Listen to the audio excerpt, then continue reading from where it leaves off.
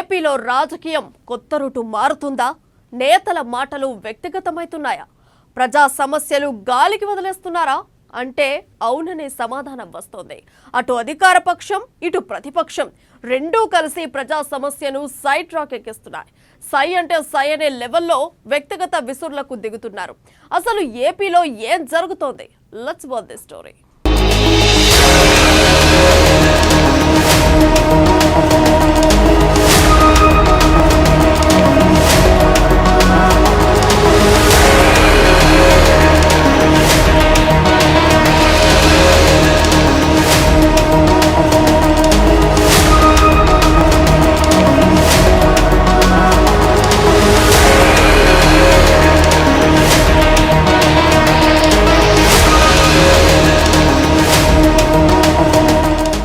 ఏపీలో different politics.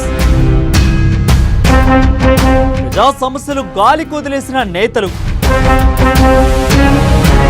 వ్యక్తిగత విమర్శలకే ప్రాధాన్యత, నేతల మాటలపై ప్రజల ఆగ్రహం, ప్రజా సమస్యలపై మాట్లాడాలని సలహాలు.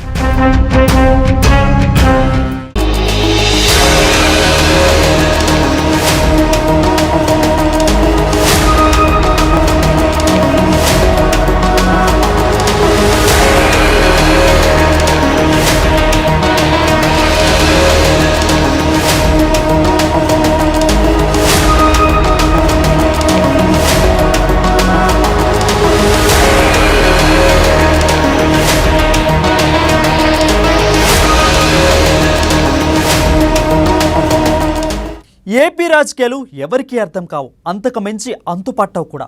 రాజకీయ పార్టీలు ప్రజలకు ఏం చేస్తాయో చెప్పడం లేదు. ప్రత్యర్థి పార్టీల బలహీనతల గురించి, వైఫల్యాల గురించి మాత్రమే మాట్లాడుతున్నాయి. జగన్ తన తల్లిని గెంటేశారని, చంద్రబాబు ఎన్టీఆర్కు వెన్నుపోటు పొడిచారని, పవన్ కళ్యాణ్ 3 పెళ్లిళ్లు చేసుకున్నారని ఆరోపణలు చేసుకుంటున్నారు. తమ అధికారంలోకి వస్తే ఏం చేస్తామో, ప్రజా సమస్యలు ఎలా పరిష్కరిస్తామో మాత్రం చెప్పడం లేదు. ఎప్పుడూ వ్యక్తిగత విమర్శలకు పరిమితమవుతున్నారు. ప్రజా సమస్యలను విస్మరిస్తున్నారు. బాబు దత్తపుత్రుడి స్టోరీ మీ అందరికీ కూడా తెలిసిందే. శాశ్వతంగా దత్తపుత్రుడి ఇల్లు హైదరాబాద్లోనే.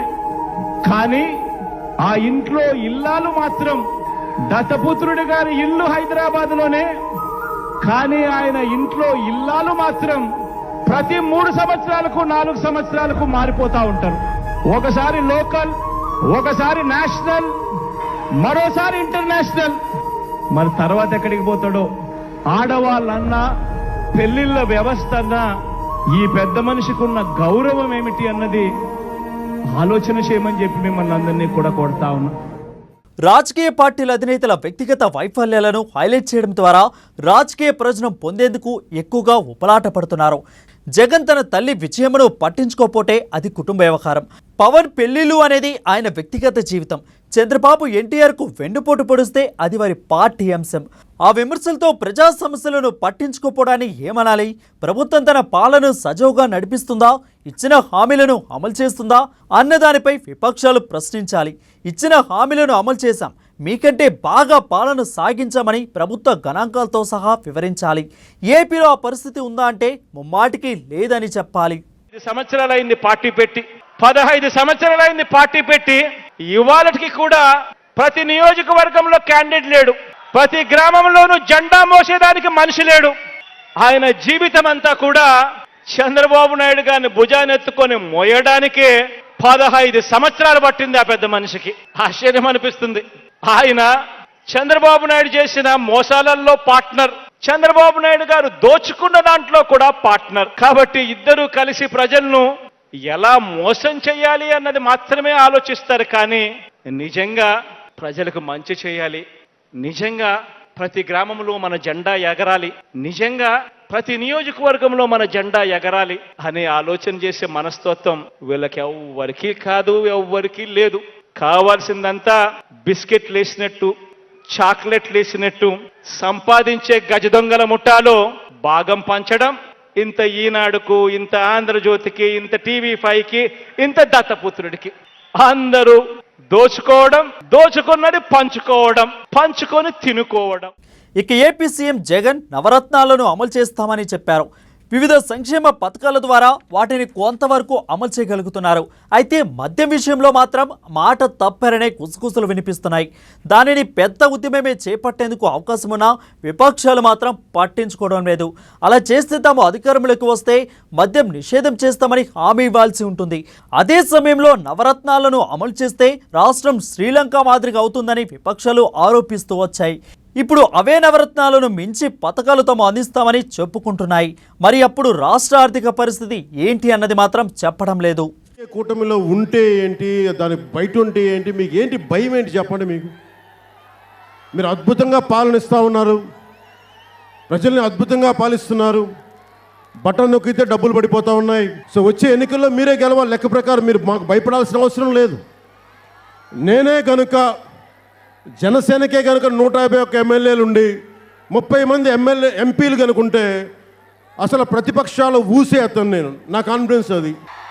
మీరు భయపడుతున్నారు అంటే, మీరు మమ్మల్ని చూసి భయపడుతున్నారంటే మీరు బలహీన పడుతున్నారని అర్థం. భయపడండి, భయపడాల్సిన అవసరం ఉంది. అలాగే స్థానిక ఎమ్మెల్యే కూడా చాలా చక్కగా పాలిస్తున్నారని వింటా ఉన్నాం. స్థానిక ఎమ్మెల్యే కొడుకు కూడా చాలా అద్భుతంగా కేసులు పోలీస్ స్టేషన్లో మకాం వేసి మరి వాళ్ళ మీద కంప్లైంట్ ఇస్తే వాళ్ళని భయపెడుతున్నారన్న సంగతి కూడా మాకు అర్థమైంది. చేయండి. ఇంకో 4 నెలలు 5 నెలలు, మొన్న 6 నెలలు అని చెప్పాను. ఈసారి 1 నెల అయిపోయింది కాబట్టి 5 నెలలు లేదు. మీరు ఢిల్లీకి వెళ్ళారు కదా, డిసెంబర్లో తెచ్చుకుంటారంటే తెలంగాణ ఎలక్షన్స్తో పాటు కరెక్ట్గా మండలం రోజులు తెలుస్తాం, మీ భవిష్యత్తు తెలుస్తాం. అలాగే వైసీపీ మద్దతుదారులకు కూడా ఏదో సూచనలు ఇస్తూ ఉన్నారు మాకు. భవిష్యత్తులో మళ్ళీ వైసీపీ వస్తే కేంద్రంలో మీకు సహకారం లేకపోతే మీ అంతు చూస్తామని చెప్పి నాకు కొన్ని కబుర్లు పంపిస్తూ ఉన్నారు. ప్రజా సమస్యలు, ప్రజల అజెండా అనేది పక్కకు వెళ్ళిపోతుంది. రాజకీయ వ్యక్తిగత అంశాలకి ప్రాధాన్యం దక్కుతుంది. గత నెల రోజులుగా ఎలా చూసుకున్నా చంద్రబాబు అరెస్టు ప్రాధాన్యత అంశంగా మారిపోతుంది. అటు ప్రభుత్వానికి ఇటు విపక్షాలకు అసలు సమస్యలే లేవన్నట్లుగా కనిపిస్తుంది. ఎక్కడైనా ప్రజా సమస్యలపై పరిష్కారం కోసం ఆందోళనలు జరుగుతాయి. ఏపీలో మాత్రం తమ అధినేతను కించపరిచారని, వారి వ్యక్తిగత జీవితాలపై మాట్లాడుతున్నారని, ఇలా లేనిపోని వివాదాలతో కాలం వెల్లదీస్తున్నారు. ప్రజా సమస్యలను తొంగలో తొక్కుతున్నారు. ఈ జుగుస్పాకర రాజకీయాల్లో ప్రజలను సైతం భాగస్వాములు చేస్తున్నారు.